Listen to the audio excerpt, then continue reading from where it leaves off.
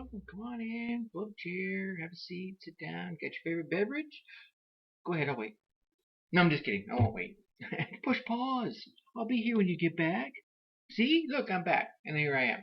So here we are today. I had my notes. I had a couple of bullet points I was going to share with you, but I just got out of a conversation that gave me an idea for something completely different. So here we are.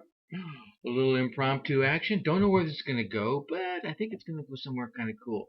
Today I want to talk to you about, let's call it the 4 keys of an honest, successful relationship. And I can hear some of you out there just giggling your behinds off, especially those of you that have known me a long time. For those of you that don't, let me share why they're probably giggling, is the fact that, back in the day, I wasn't always honest about my relationships. I was too busy being a player. I'm not saying that to brag, because let me tell you, there's many things about that I don't brag about. But it's a fact, so I'm not going to try and hide it. I always try to be real here. And I've learned things over the years. Been married twice. And I think these tips come out of just sitting back and reflecting, and like I said, just got out of a conversation and just talking with people and sharing insights, and you just go, aha, things that make you go, right? So, but before we get into that, and I'm already getting into it, let's hit you with today's question. Every Wednesday, what do we ask? That's right. What do you want or need to change? What a perfect day for this to happen. The universe just kind of wraps itself up in a nice, pretty package with a nice, sparkly bow on it, because if you need to change something about your relationship or your new relationship, see, what do you need or want to change?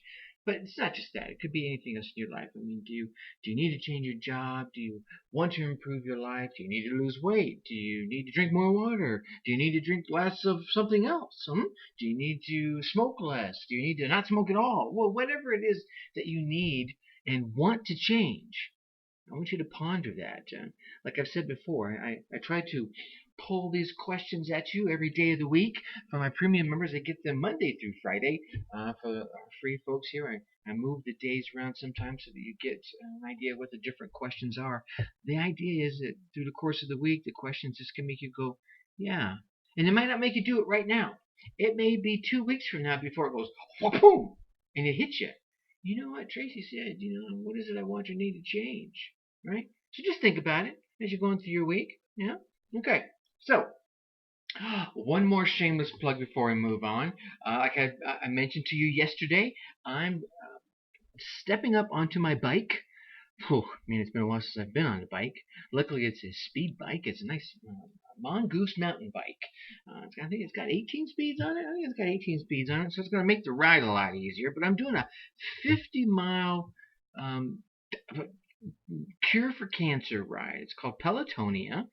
You can check it out at http Pelotonia Pelotonia.org /Tracy Brinkman TracyBrinkmann.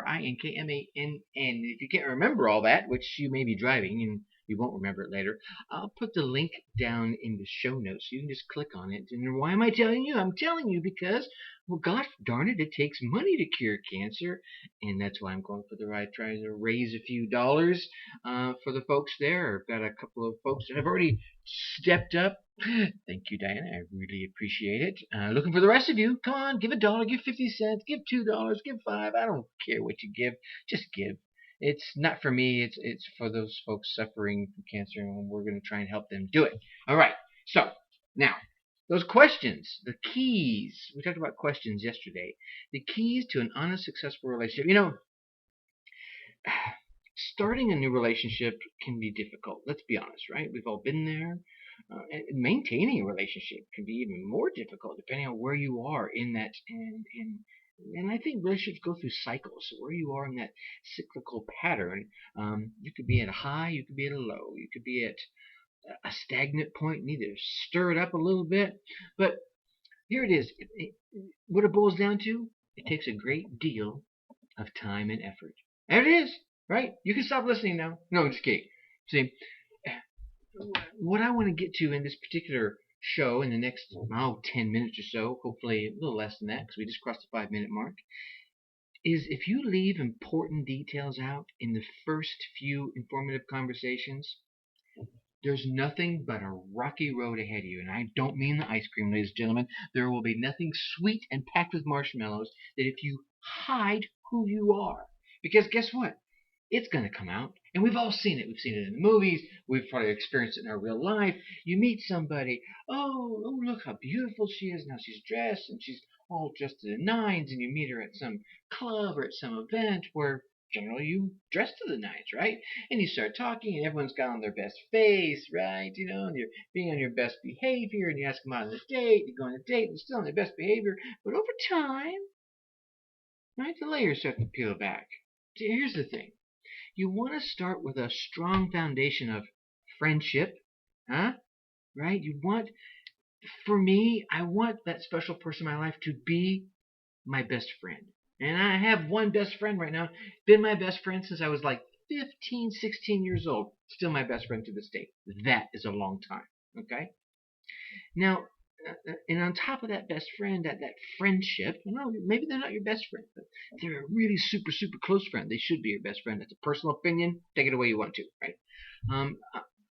With my best friend is trust, right? That's important, especially if you're building a relationship, because you know what? The foundation of any relationship is going to be friendship and trust. And if you can't be honest, right, you're going to have difficulty later on, and that later on could be 5 days, it could be 5 months, it could be 5 years, in maintaining a healthy relationship. Because they're going to see something else, right? So what I want you to do, now trust me, I've been on the wrong side of this. This wasn't always my mantra. It wasn't always, hey, this is who I am, take it or leave it.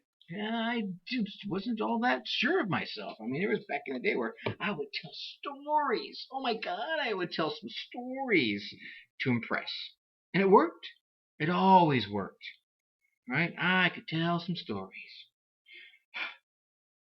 Say, I'm shaking my head here. Sorry you can't hear my brain's rattling around.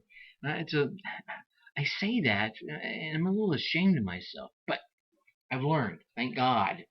All right? So, anyway, I want you to consider the following keys on an honest and successful new relationship, or if you want to mend a relationship, how about that? Let's start with number 1. Share the reason why your last relationship ended. Ladies and gentlemen, this one is a huge one, all right?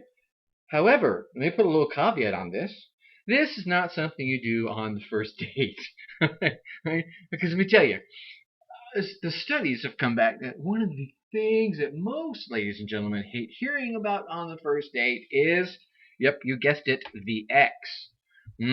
So, while as the conversation allows this topic to be handled, let it out. Don't whitewash it, right? It's not only fair, but it's important for your new partner to understand what caused the breakup of your last relationship. Even if you're the one to blame. Just be honest. Say, hey, I hosed up. I was a bonehead. I did some things she didn't like, and she got sick and tired of it, and she left me. Okay?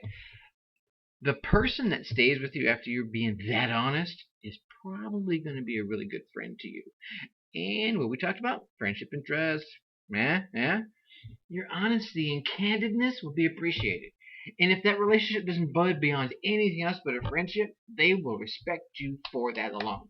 There it is. How can you not appreciate that?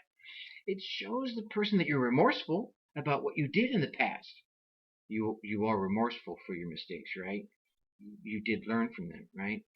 To show you how, it will show them how you learned and that you want to try and do things differently. What more could be better than that?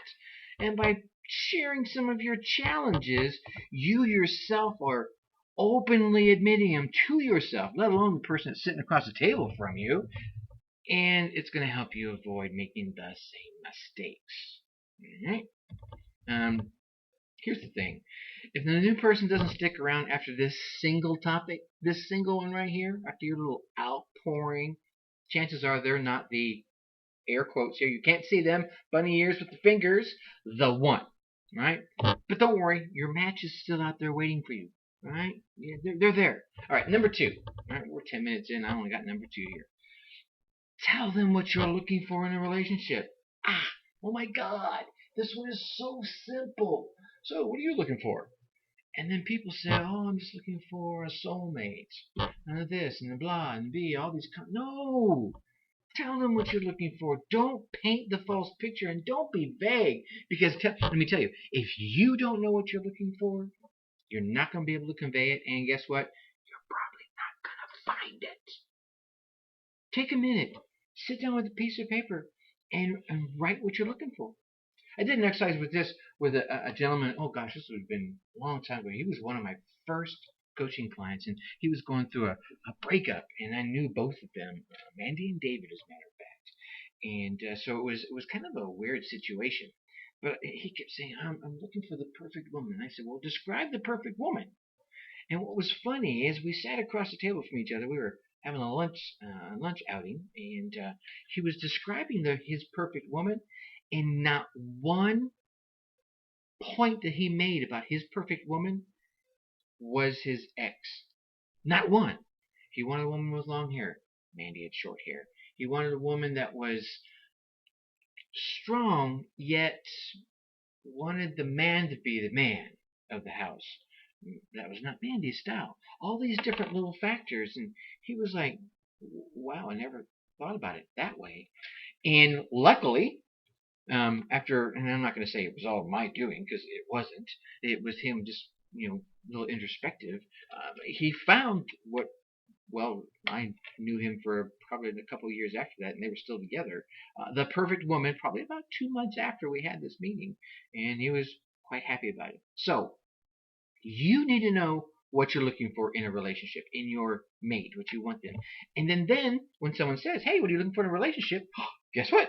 You can answer the question. Huh? They might feel flattered to hear that you're seeking a lifelong mate, if that's what you're looking for. But be honest if that's what you're looking for. Do you want to get married again? I'm not saying mention it. I'm saying, hey, eventually I'd like to get married again. Okay, there's nothing wrong with that. I'm not looking to jump right into it, but there it is, right? Explain your feelings of what you want from the relationship and justify the reasons, right? Maturity, oh my gosh, I know, I'm a kid at heart, and I convey that here all the time. Maturity goes a long way in getting the most out of any situation. If you're mature enough to sit down with a person and say, this is what I want, there's a confidence that comes with that. And gentlemen, the ladies like confidence. And ladies, men like confidence too. Right? They might like you, all pretty and looking frail and ooh, right? But they want you to be confident about yourself too. Now, I'm just saying, I'm just putting it out there. That's just me. Maybe there's guys out there like it different, okay? Be prepared on this last thing on this topic to give the same things you expect.